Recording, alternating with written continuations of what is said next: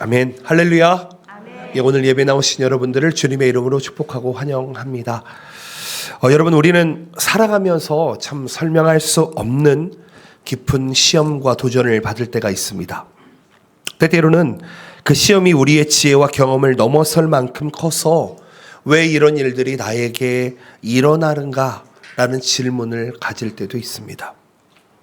그런데 하나님께서 우리에게 주시는 시험은 템테이션이 아닌 테스트입니다. 우리의 파멸을 위한 것이 아니라 우리를 정금과 같이 단련하기 위함이다라는 것입니다. 오늘 본문에 시험이라는 단어가 쓰여 있습니다. 근데 이 단어는 단순히 괴롭히는 시험이 아니라 숨겨진 믿음을 드러내고 결국 견고하게 만드는 그런 시험, 테스트를 의미합니다. 하나님은 우리의 믿음을 부수려 하지 않으시며 오히려 그 믿음을 드러내게 하시고 빛나게 하시기 위해 우리를 테스트하시는 분이시다라는 것이죠. 오늘 본문 창세기 22장 말씀을 보게 되면 그 대표적인 사건이 기록되어 있는 것 같습니다. 하나님은 아브라함에게 이렇게 이야기하십니다. 너의 사랑하는 독자 이삭을 번제로 드려라. 여러분, 번제가 무엇인지 아십니까? 번이라는 것은 태운다라는 뜻을 가지고 있습니다. 즉 너의 사랑하는 아들을 태워서 하나님께 드려라. 우리의 이해로는 이해할 수 없는 명령입니다. 이삭이 누구입니까? 오랜 기다림 끝에 얻은 하나님의 약속의 아들이자 하나님의 언약이 이어갈 씨앗이었습니다. 그럼에도 불구하고 하나님 그 귀한 아들을 번제물로 드려라 라고 이야기하고 있습니다. 아브라함의 입장에서 볼 때에 이것은 아무리 봐도 불합리하고 감히 상상할 수도 없는 요구였을 것입니다. 하지만 그는 단 한마디의 변명도 없이 하나님의 말씀에 즉각 순종했음을 보게 됩니다. 여러분, 이 사건은 단순히 아브라함 개인의 믿음을 시험하는 것이 아니었습니다. 하나님은 아브라함의 순종을 통해서 미리 구원의 그림자를 우리에게 보여주고 있다는 것입니다. 여러분, 지난주에 우리가 창세기 15장 말씀을 함께 나눴었습니다. 그때와 오늘과 틀린 그림이 하나 있는데 그게 무엇인지 아십니까? 아브라함의 이름이 15장에서 22장에 넘어오면서 변했다는 것입니다. 여러분, 잘 한번 살펴보십시오. 지난주 말씀에서는 아브람이라고 이야기하고요. 그 아브람이라는 이름이 정확하게 15장 5절 말씀에서 아브라함이라, 너는 이제부터 아브람이 아닌 아브라함이라 이름을 바꿔주시는 것을 보게 됩니다. 여러분, 오늘 본문을 보게 되면 이삭을 번제로 드리는 이 사건은 모리아 산에서 일어나게 됩니다. 이 사건은 훗날 예수 그리스도의 십자가를 예표하고 있습니다. 하나님이 독생자 예수 그리스도를 우리를 위해 보내시고 내어주실 것을 벌써 예수님이 오시기도 몇천 년 전에 이것을 준비하고 있다는 것입니다. 오늘 이 말씀을 통해서 하나님께서 왜 우리를 테스트하시는지, 그리고 구원의 계획을 위해서 누구를 보내주시는지를 우리 한번 깨달았으면 좋겠습니다. 또한 하나님께서 우리에게 요구하시는 것은 그냥 순종이 아니라 절대적인 순종임을 함께 깨달아 나아갔으면 좋겠습니다. 함께 네 가지를 생각해 보았으면 좋겠습니다. 첫 번째입니다. 순종입니다. 여러분, 오늘 아브라함의 순종을 보게 되면요, 특징이 있습니다. 바로 첫 번째로는 즉각적이었다는 것이고, 두 번째로는 완전했다는 것입니다. 22장 2절 말씀을 보시게 되면 여호와께서 이르시되 너의 아들 내가 사랑하는 독자 이삭을 데리고 모리아 땅으로 가서 내가 너에게 일러준 한 산 거기서 그를 번제로 드리라. 전에도 말씀드렸지만 인간적으로 이해할 수 없는 명령입니다. 여러분, 이삭은 아브라함이 100세에 얻은 아들입니다. 약속의 아들입니다. 그리고 하나님의 언약이 이어질 유일한 후손이었습니다. 그런데 아브라함은 그 명령 앞에서 변명하지 않습니다. 지체하지 않습니다. 3절 말씀, 아브라함이 아침에 일찍 일어나 나귀의 안장을 지우고 두 종과 그 아들 이삭을 데리고 번제에 쓸 나무를 쪼개어 가지고 떠나 하나님이 자기에게 일러주신 곳으로 갔더니, 아멘. 일찍 일어났다고 이야기합니다. 그냥 시간적으로 일찍 일어났다는 것으로 끝나는 것이 아니라 부지런한 결단을 가지고 움직였다는 것입니다. 여러분, 우리가 이해되지 않으면 이런 얘기를 할 때가 많습니다. 야, 나 신앙생활 지금까지 이렇게 해왔는데 이런 일들은 처음이다. 이해가 되지 않는다. 하면서 나의 경험과 나의 생각을 우선할 때가 있습니다. 그런데 아브라함은 이해할 수가 없는 하나님의 뜻 안에서 결단했습니다. 적극적으로 순종했다는 것입니다. 여러분, 아브라함의 순종은 침묵의 순종이었습니다. 그의 아내인 사라에게도 이 사실을 상의하지 않았습니다. 하인들에게도 이 이유를 설명하지 않고 그들과 함께 침묵의 걸음으로 모리아 산까지 가게 된다는 것입니다. 여러분, 성경은요, 아브라함이 어떤 내적 갈등을 가지고 있었다, 감정적인 고통을 가지고 있었다에 대해서 설명하고 있지 않습니다. 이것은 아브라함의 마음에 고통이 없었다가 아닙니다. 하나님의 말씀을 붙잡고 묵묵히 걸어간 믿음의 고백, 그 침묵의 고백에 집중하고 있다는 것입니다. 인간적인 논리로 따졌다면 아브라함은 아마도 수많은 이유를 들어서 하나님의 명령을 거절할 수도 있었을 것입니다. 그러나 아브라함은 말보다 행동했습니다. 하나님에 대한 신뢰를 증명했습니다. 그렇다면 우리의 신앙 또한 마찬가지이지 않나, 이렇게 말씀드려 봅니다. 여러분, 우리의 생각이 중요합니까? 아니면 하나님의 말씀이 중요합니까? 아니면 우리의 경험이 중요합니까? 아니면 하나님의 말씀이 중요합니까? 우리는 여기에서 고민해 봐야 된다는 것입니다. 왜냐하면요, 인간은 죄인입니다. 죄성을 아직도 가지고 있습니다. 죄가 있음에도 불구하고 예수 그리스도의 보혈에 덮여 있는 상태, 그 상태가 바로 우리의 상태라는 것입니다. 여러분, 우리는 말로 하는 신앙생활을 하고 있습니까? 아니면 행동으로 우리를 완성하는 신앙생활을 하고 있습니까? 때로는 설명할 수 없는 상황 속에서 말보다 행동이 앞서는 하나님의 말씀에 순종하는 신앙이 있으시기를 축복드립니다. 아멘. 아브라함의 신앙은요, 점진적으로 자라는 신앙이 아니었습니다. 전적 헌신의 순종이었습니다. 그는 모리아 산까지의 사흘길을 침묵하며 걸어갑니다. 아마도 그 시간에 여러 가지 생각이 마음속에서 갈등이 오갔을 것입니다. 아마도 도망치기에도 충분하지 않았을까 생각을 합니다. 때로는 하나님의 명령을 취소하기까지 그런 명분이 있는 3일길이었는지도 모르겠습니다. 그러나 아브라함은 발걸음을 멈추지 않습니다. 이해되지 않고 납득되지 않아도 하나님의 말씀에 순종하고 있습니다.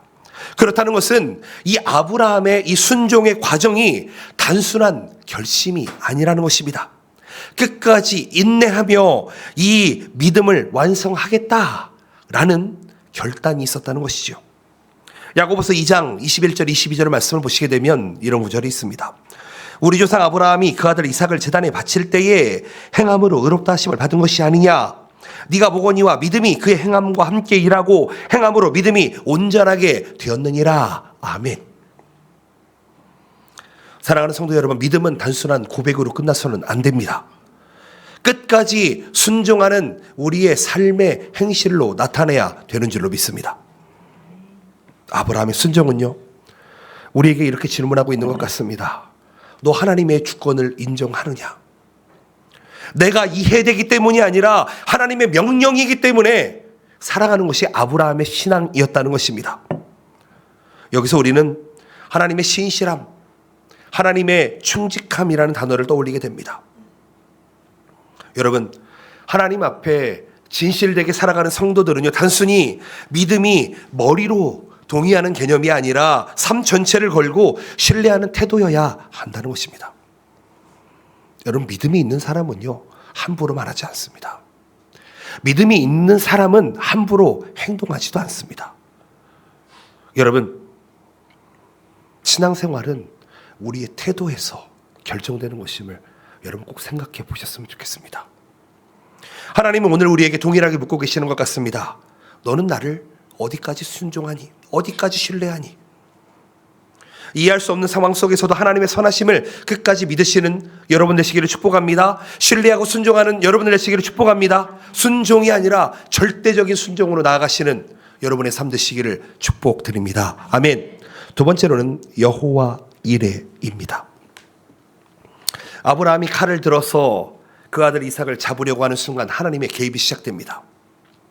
창세기 22장 11절 말씀, 여호와의 사자가 하늘에서부터 그를 불러 이르시되 아브라함아 아브라함아 하시는지라. 아브라함이 이르되 내가 여기 있나이다 하매 아브라함아 아브라함아 하고 두 번 부르셨습니다.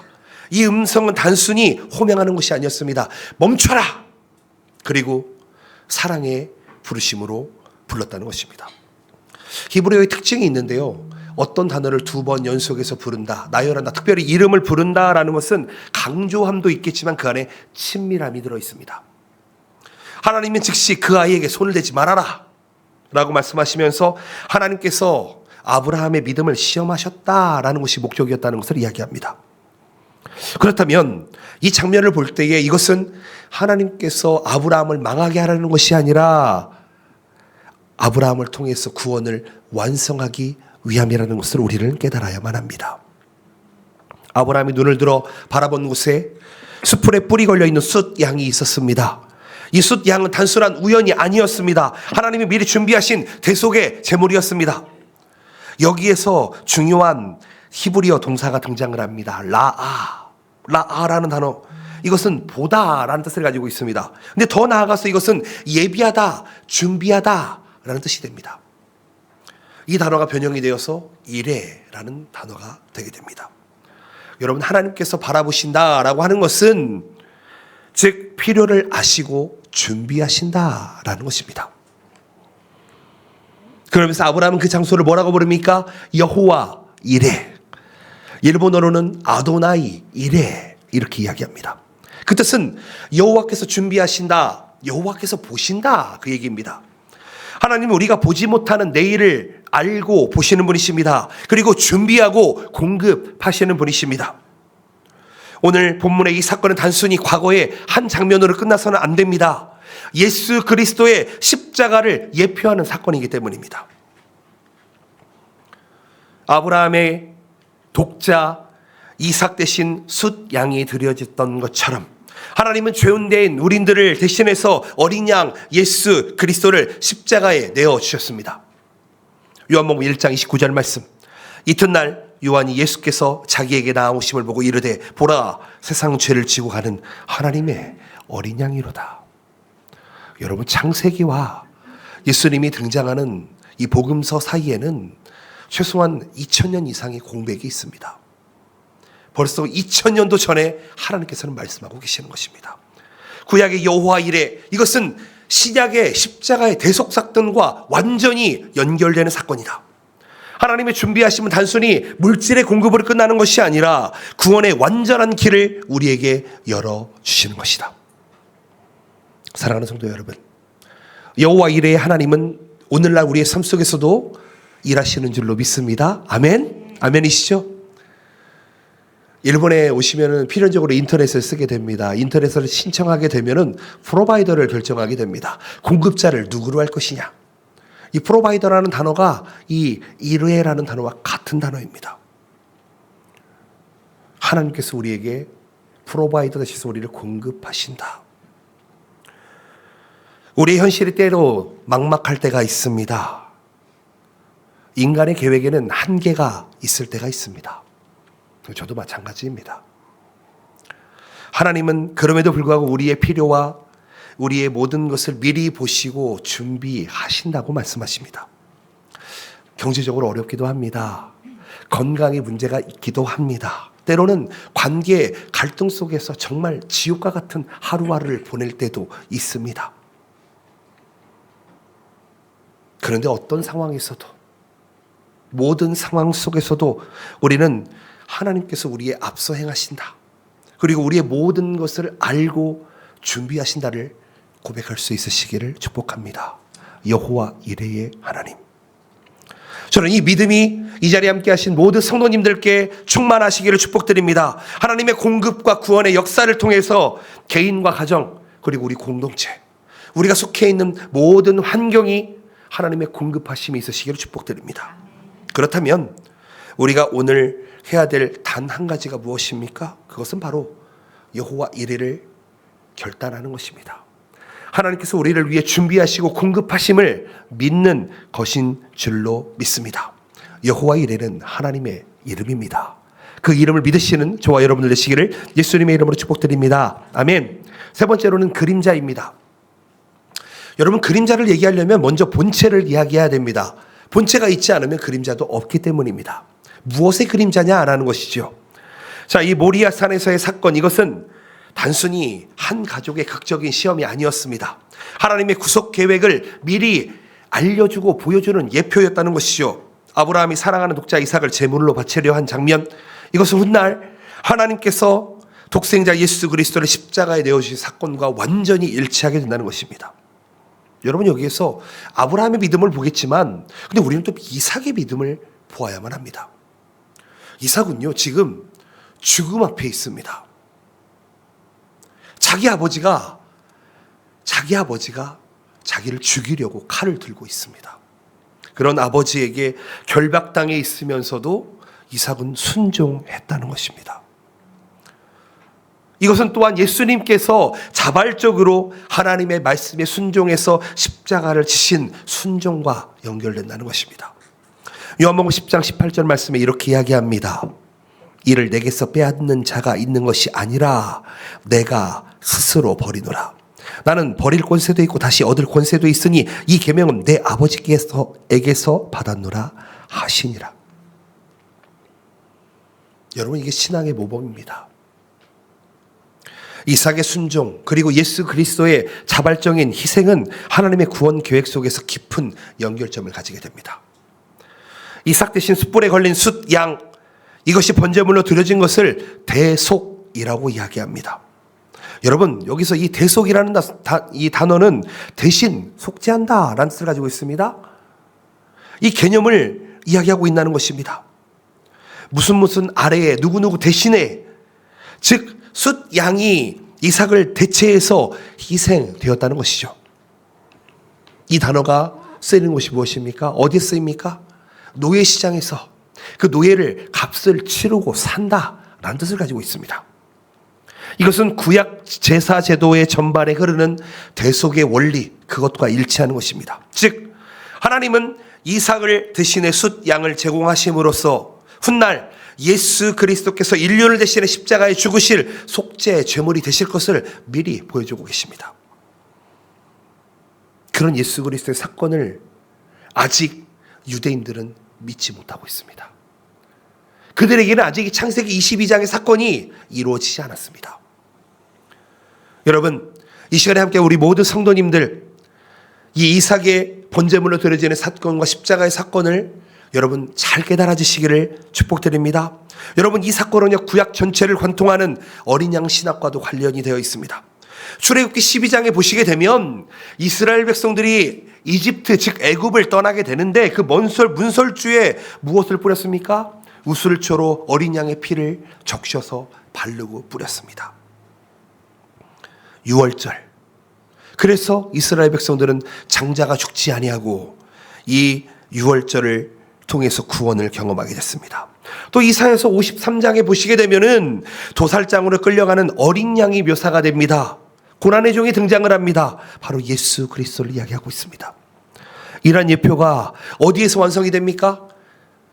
세례 요한의 고백에서 완성이 됩니다. 아까 읽으셨던 이튿날 요한이 예수께서 자기에게 나아오심을 보고 이르되 보라, 세상 죄를 지고 가는 하나님의 어린 양이다. 그 어린 양의 신학이 창세기 22장부터 이 복음서까지 쭉 이어져 있다는 것입니다. 즉 창세기 22장은 예수 그리스도의 십자가 사건을 미리 보여주는 복음의 그림자다라는 것이죠. 하나님의 구속사가 이미 아브라함 때부터 시작되고 진행되고 그때부터 이어져 온다는 것입니다. 그렇다면 이 사건을 통해서 십자가 복음의 실제적 의미를 우리는 마음에 새길 수 있어야 하는 줄로 믿습니다. 여러분, 신앙생활은 무엇이라고 생각을 하십니까? 저는 신앙생활은 인내하는 것이라고 생각을 합니다. 하나님의 계획은 이미 정해져 있습니다. 그러나 우리는 그것을 알지 못하니까 인내하지 못하고 우리가 이렇게 흔들리고 있지 않나 생각을 해봅니다. 우리의 구원은 우리 행위나 공로로 구원받은 것이 아닙니다.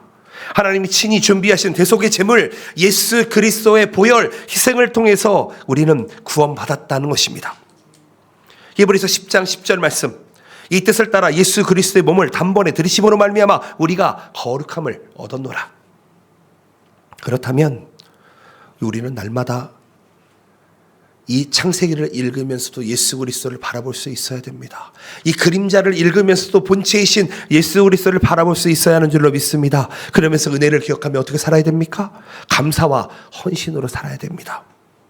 아브라함의 제단 위에 드렸던 숫 양은 오늘 우리에게 그리스도께서 나를 위해 이미 죽으셨다라는 것을 선포하고 있습니다.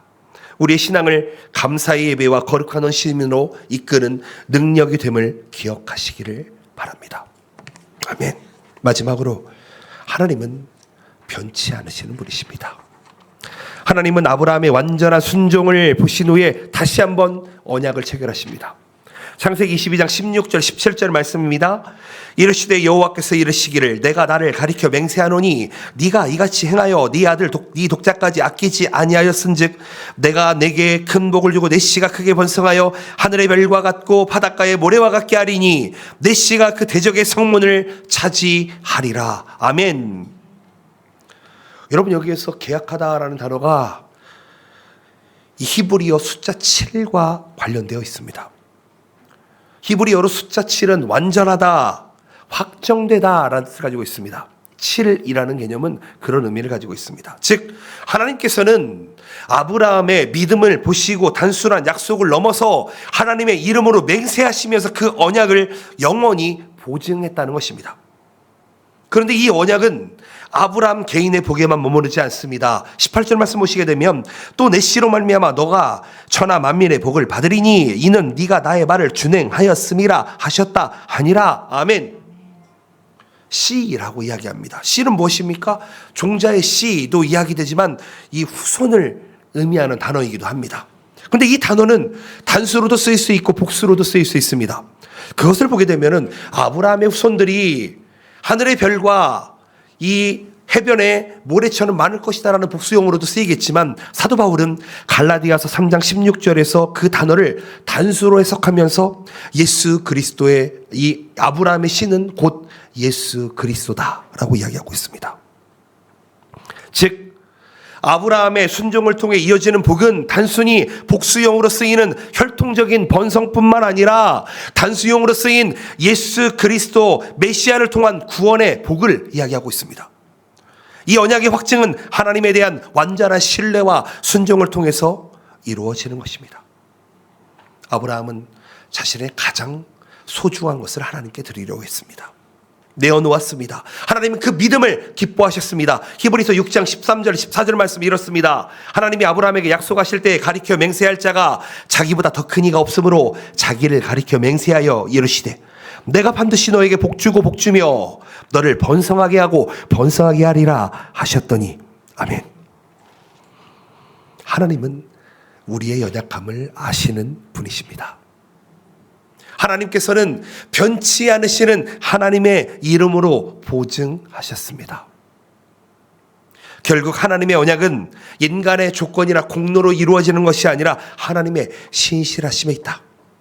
이 계약에는 인간의 조건이 하나도 존재하지가 않습니다. 사랑하는 성도 여러분, 오늘 말씀 속에서 우리에게도 동일하게 변치 않으신 하나님 우리와 함께 계심을 믿으시기를 축복드립니다. 예수 그리스도 안에서 아브라함의 믿음의 자손이 우리가 되었다는 것을 선포하시기를 바랍니다. 하나님은 여전히 변하지 않으시며 언약을 지키시는 분이심을 믿으시기를 축복드립니다. 우리의 순종이 때로는 약해 보이고 뭔가 모자라 보일 때도 있을 것 같습니다. 그런데 하나님은 그 겨자씨만한 믿음과 순종을 통해서 우리의 가정과 교회와 더 나아가 열방을 향한 복의 통로로 우리를 사용해 주는 줄로 믿습니다. 오직 성령이 너희에게 임하시면 너희가 권능을 받고 예루살렘과 온 유대와 사마리아와 땅 끝까지 이르러 내 증인이 되리라 하시니라. 여러분들에게 성령 하나님의 놀라운 권능이 임하시기를 축복드립니다. 땅끝까지 복음을 전하시는 그런 방향성이 여러분들에게 있으시기를 축복드립니다. 금요기도회 때 선교팀 2팀이 모여서 함께 금요기도회를 드렸습니다. 한국에 있는 사랑의 교회 팀이 60여 명 왔고요. 그 다음에 영등포에 있는 당일교회 선교팀이 한 20명 정도 왔었습니다. 함께 예배드리면서 금요기도회에게 이 자리에 꽉 찰 수 있구나. 나름 저에게는 큰 격려가 되고 은혜가 되는 시간이었습니다. 여러분, 그들이 이 땅까지 왜 왔습니까? 또 오늘은 우리 만석감리교회 선교팀이 함께하고 있습니다. 그들이 일본 땅을 왜 밟고 있습니까? 자신의 헌신을 통해서, 그 발걸음을 통해서 무엇을 증명하기를 원하십니까?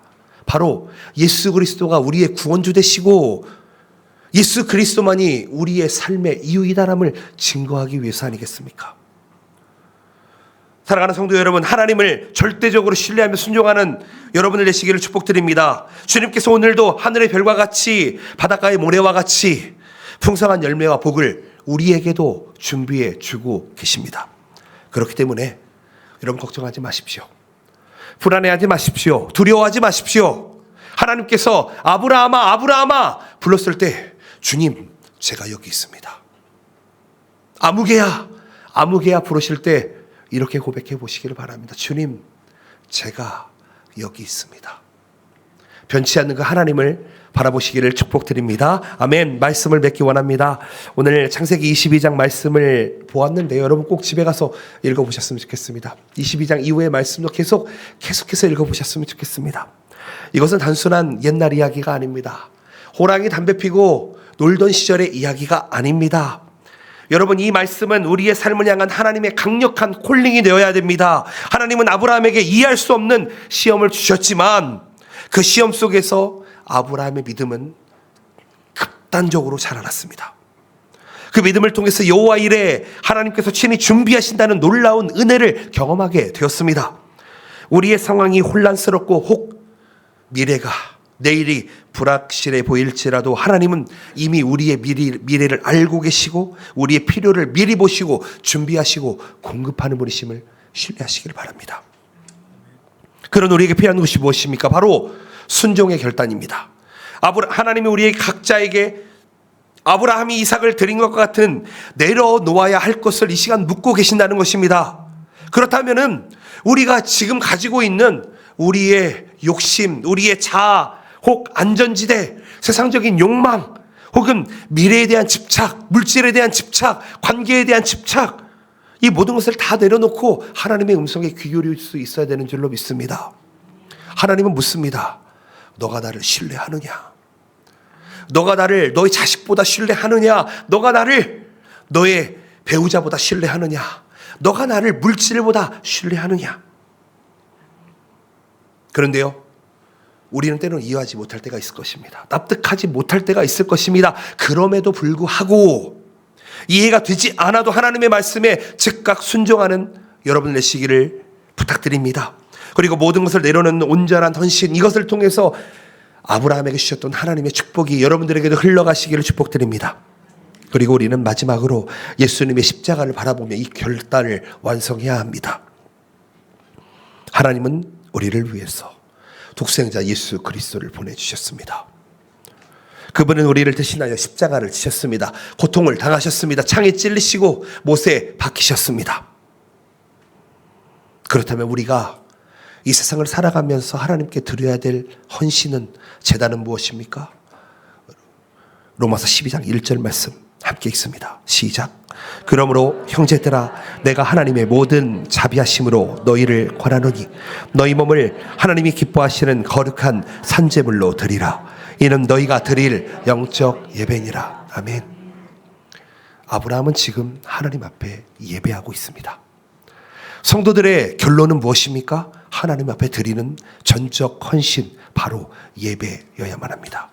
이 예배의 축복이 여러분들에게 있으시기를 축복드립니다. 여호와 이레의 하나님의 공급하심과 준비하심이 함께 하시기를, 여러분들의 자손과 여러분들의 자녀와 여러분들의 손자와 손녀와 천대까지 이 믿음이 일어나시기를 예수님의 이름으로 축복드립니다. 아멘.